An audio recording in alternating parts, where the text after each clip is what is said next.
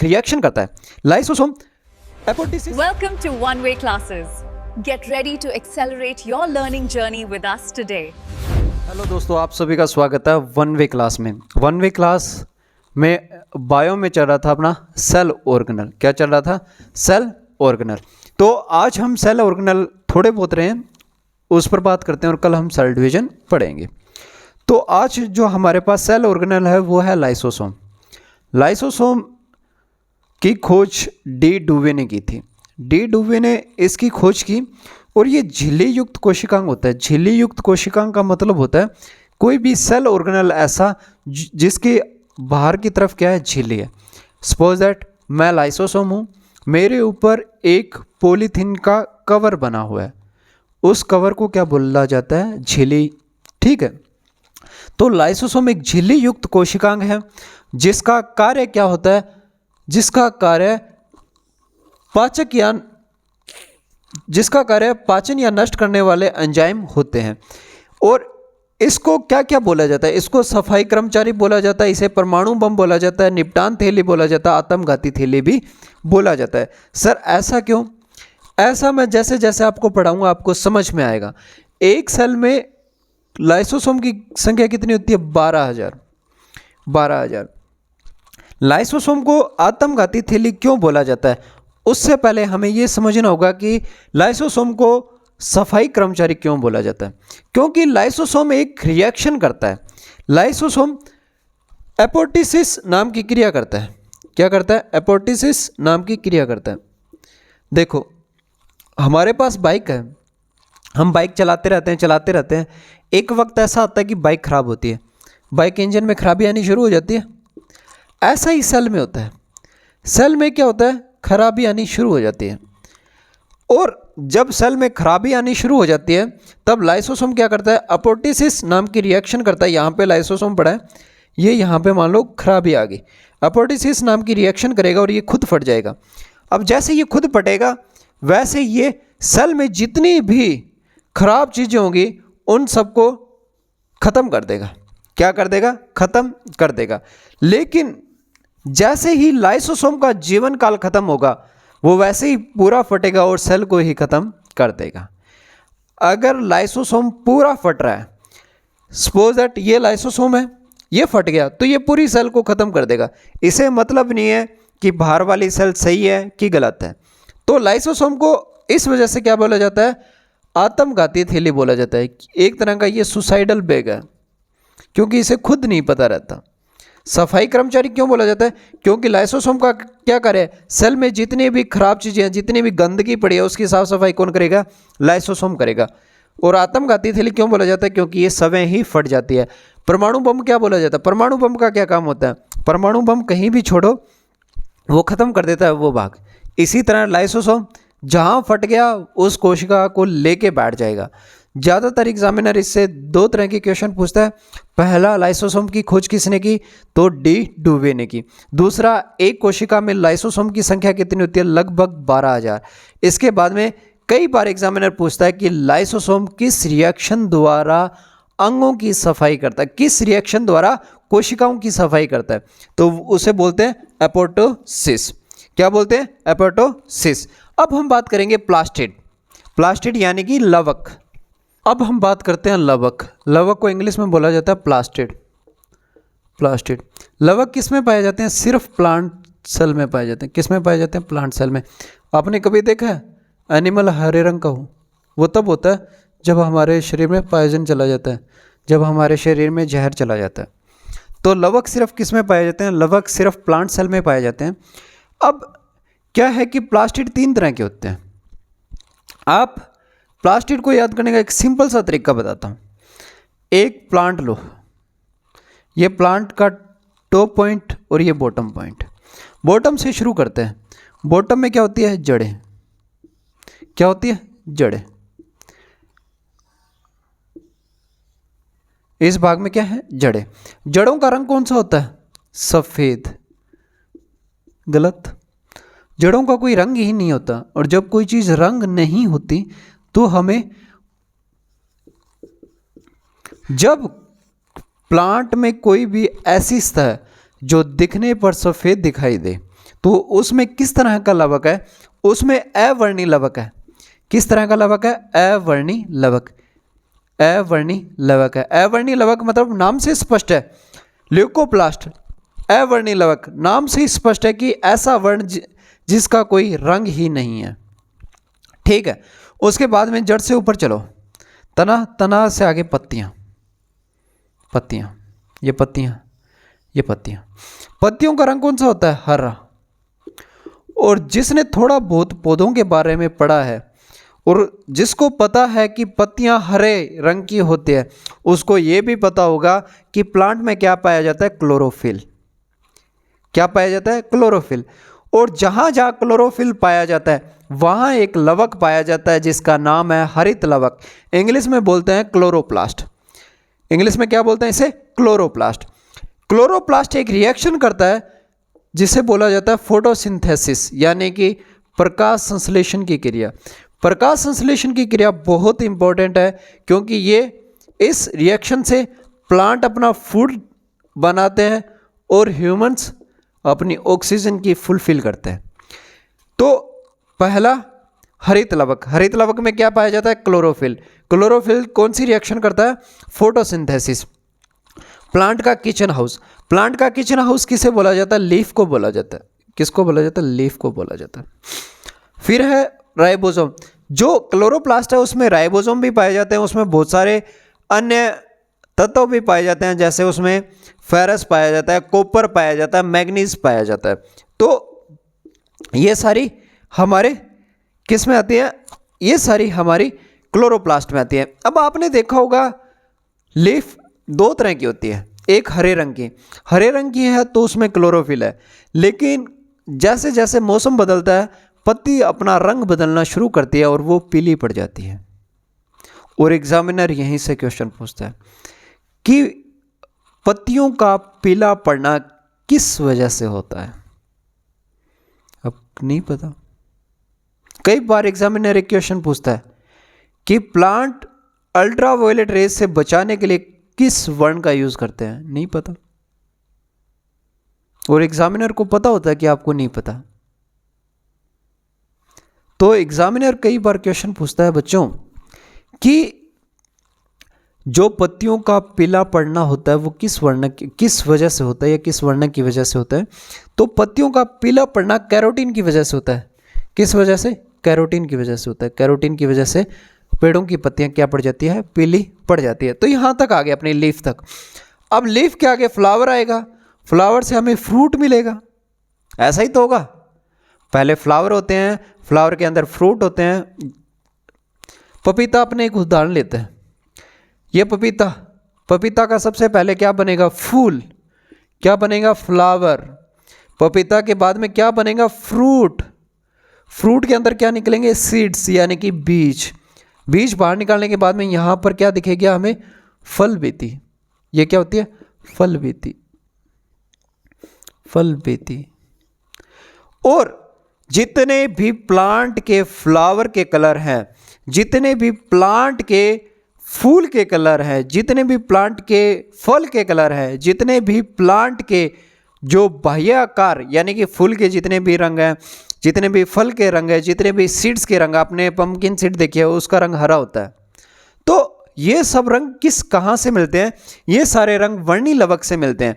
वर्णी लवक लाल, हरा, पीला, बैंगनी बहुत सारे रंग का होता है। जैसे टमाटर लाल किसकी वजह से होता है? लाइकोपेन की वजह से होता है। काफ़ी बार एग्जामिनर पूछता है टमाटर का रंग लाल किस वजह से होता है? लाइकोपेन की वजह से होता है। गाजर का लाल रंग किस वजह से होता है? कैरोटीन की वजह से होता है। चुकंदर का लाल रंग विटामिन की वजह से होता है। और एग्जामिनर काफ़ी बार पूछता है कि प्लांट को यूवी रे से बचाने के लिए कौन सा वर्ण कार्य करता है? तो उसमें एक वर्ण कार्य करता है फाइकोसाइनिन। Phycocyanin, phycocyanin. ठीक है, तो ये है प्लास्टिड, ये है प्लास्टिड। प्लास्टिड के बाद में आगे एक पॉइंट आता है वैक्यूल्स। वैक्यूल्स यानी कि रसधानियाँ। रसधानियाँ, रसधानियाँ। वैक्यूल्स ये कोई सेल है। वैक्यूल्स का मतलब होता है रिक्तिका। रिक्तिका। वैक्यूल्स का काम होता है फूड स्टोरेज का। क्या काम होता है? फूड स्टोरेज का। वैक्यूल्स एक कोशिका में 90% भाग, पादप कोशिका में सबसे बड़ा भाग किसका होता है? वैक्यूल्स का होता है। पादप कोशिका में सबसे बड़ा भाग किसका होता है? वैक्यूल्स का होता है।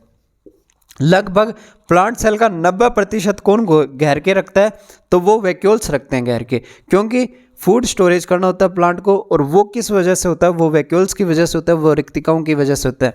आपने देखा ही होगा, ये सेल है, ये यहाँ पे ऐसे खाली झिल्ली सी बनी रहती है, और ये एकल झिल्ली कोशिकांग है, यानी कि सिंगल लेयर्ड झिल्ली कोशिकांग है।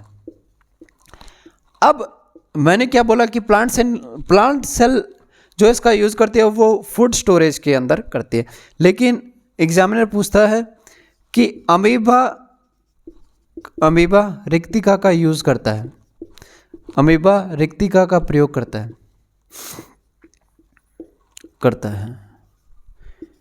ए ऑप्शन ऐसा पूछ लेता है, फूड स्टोरेज में। बी ऑप्शन एक्सक्रिएशन में। सी ऑप्शन ऑब्जर्वेशन में। डी ऑप्शन एडॉप्शन में। सॉरी, एडॉप्शन में नहीं,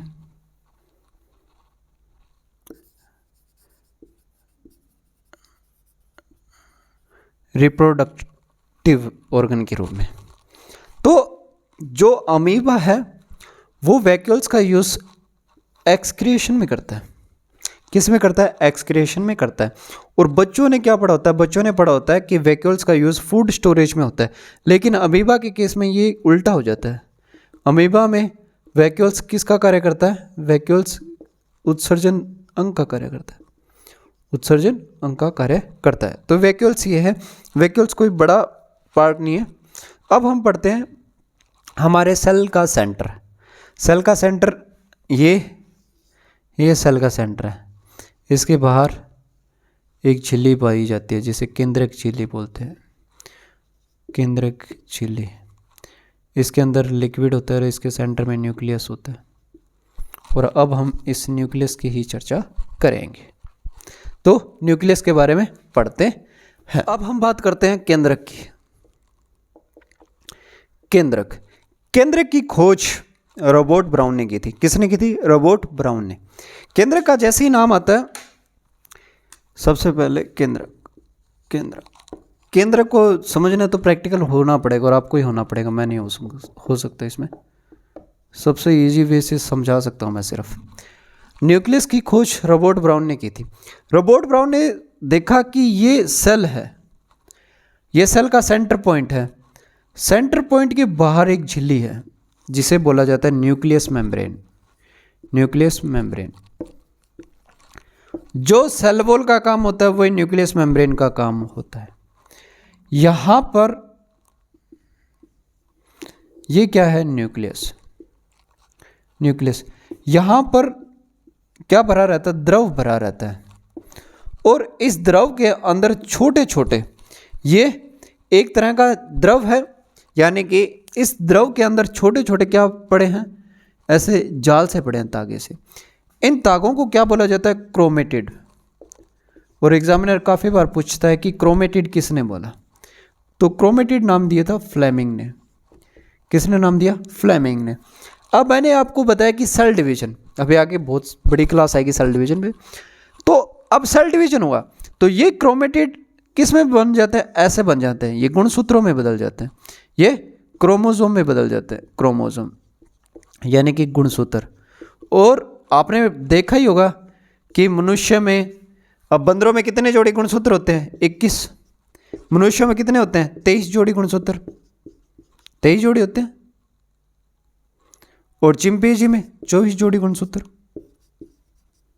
ठीक है, तो ये सेल विभाजन होता है। जब क्रोमेटिड में सेल डिवीजन होता है, जब क्रोमेटिड में आगे सेल डिवीजन होता है तो ये आगे जाके क्रोमोसोम बनाते हैं। क्या बनाते हैं? क्रोमोसोम बनाते हैं। और यही क्रोमोसोम हमें सुनने को मिल जाता है कि मनुष्य में 23 जोड़े, बंदर में 21 जोड़ी, चिंपैंजी में 24 जोड़ी गुणसूत्र पाए जाते हैं।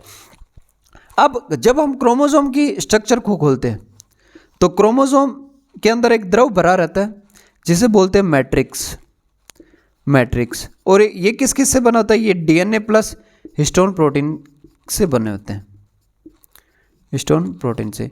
अब इनमें भी आगे जब हम क्रोमोसोम की ऐसे संरचना खोलते हैं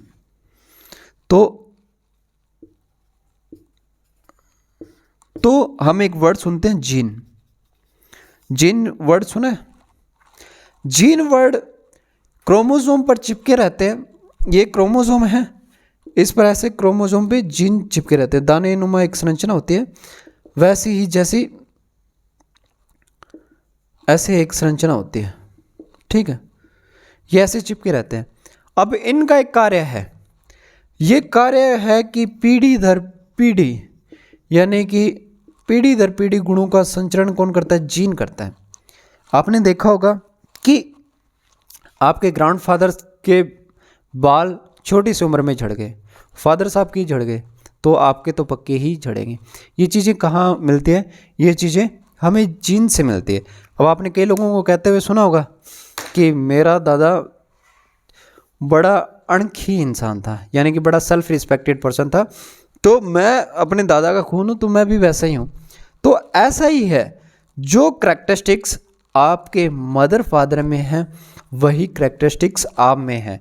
अगर आपकी करैक्टरिस्टिक्स मदर फादर से नहीं मिल रही तो ग्रैंड फादर से तो पक्की मिल रही होगी। दुनिया का ऐसा कोई भी बच्चा नहीं है जिसकी आदतें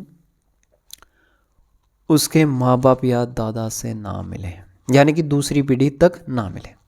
ऐसा कोई भी बच्चा नहीं है। अगर ऐसा कोई भी बच्चा है तो वो एक तरह का सिंड्रोम है।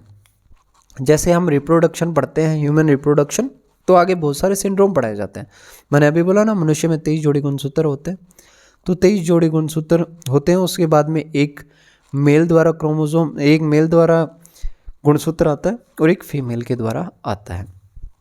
तो मनुष्य में लिंग निर्धारण में आपको बता देता हूँ, वैसे तो आगे बताना था, तो मैं आपको एक चीज़ समझा रहा हूँ। वैसे तो फीमेल के द्वारा हमेशा एक्स गुणसूत्र आता है। फीमेल का जो गुणसूत्र है वो XX है और मेल का है जो XY है। तो फीमेल से हमेशा ही X आएगा। अब मेल से पता लगता है कि कौन सा गुणसूत्र है। अगर मेल से X आएगा तो होने वाली बच्ची लड़की होगी।